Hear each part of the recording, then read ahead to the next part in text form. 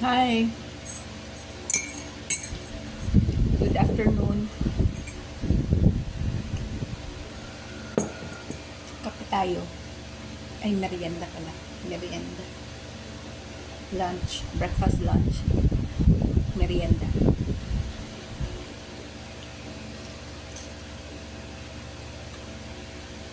Minsan naiisip ko na parang feeling ko ako lang yung super ano ba yun? Hindi kasi siguro pwedeng sabihin yung super unfortunate sa mga nangyayari sa akin. But then, siguro naman, kahit isa or dalawa, may parehas na pangyayari, hindi man ganun kaparehas. Naisip ko lang kasi na sa mga nangyayari sa akin, hindi ko alam kung kanino dapat ilalapit or kanino dapat ako hihingi ng tulong, advice, or ayun. Kasi recently lang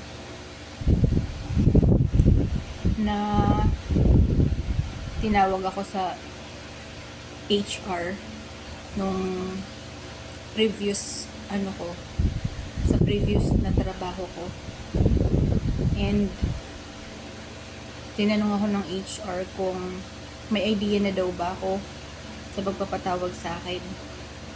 Ang sagot ko,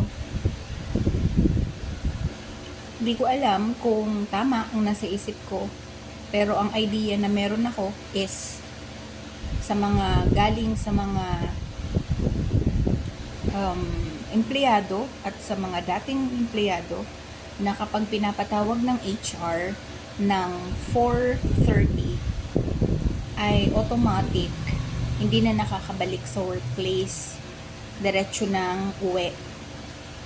So sa akin, nung mag-feed ako sa isang pasyente, client, in-inform na ako nung charge nurse na pinapatawag daw ako ng HR. Ang time ko as trainee pa lang kasi ako, is 7 to 4. So magfo-4 pa lang that time. So sabi ko, sige, tapusin ko lang tong pag-feed. Tapos after nun ay pupunta na ako sa HR. So pagbalik ko sa area, pagbalik ko sa nursing sa nurses station, pagbalik ko doon, sabi ko doon sa isang kasamahan ko, oy, pinapatawag daw ako sa HR, and alam mo na, sabi ko, alam mo na, it's 4 pa lang, sabi ko, parang advance sa akin. Sabi ko, siguro dahil ako ay hanggang 4 lang, so I have to go to the HR at 4. So, hindi yun yung, tulad ng usual na 4:30. Tapos, nanonood ako. Tapos, ayun. So, kinuha ko na yung lagayan ko ng tubig dun sa nilalagyan. And then, so sabi ko, dalhin ko na tong mga gamit ko. Konti lang, yung notebook lang naman, tsaka yung ballpen, tsaka yung product. Dalhin ko na ako to kasi I could smell something, sabi ko. So, para hindi na ako bumalik. So, yun nga, to cut the story short, so, tinanong nga ako ng HR kung alam ko daw ba kung bakit ako pinatawag. Sabi ko nga, wala akong alam kasi wala naman akong aware naman ako na wala akong nagawang violations, wala akong alam na nagawa akong mali sa and then sa training period ko, And isa pa, wala man nga nagtitrain sa akin, wala nag-orient sa akin.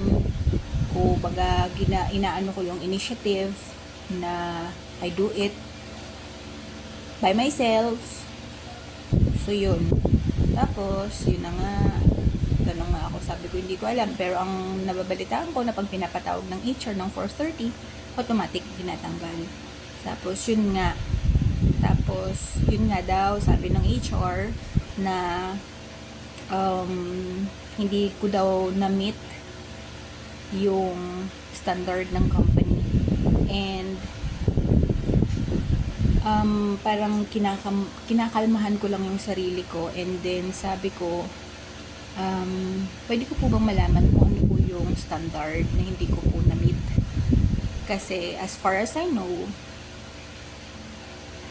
wala nga po sa aking nagsasabi what are the things, what are the protocols, what are the standards that I need to do, ano po yung dapat kong gawin bilang head nurse, ano po yung mga dapat, ano po ba yung mga ano, kasi yung checklist para sa position ko is not accomplished yet on my second week. Oh, hindi. Ano na pala yun eh, time na yun. June 25 is my one day before my 1 month trainee. So yun nga daw, hindi nga daw ano, walang specific na masabi sa akin, wala. So yes,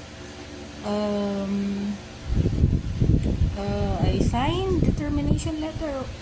What should I do? Kailangan makipag-ano pa ako dun. Tapos ayun.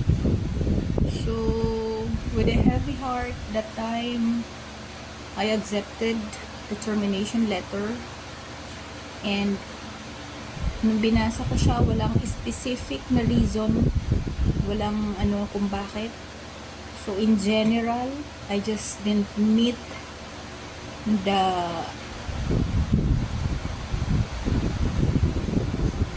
standard, sabi.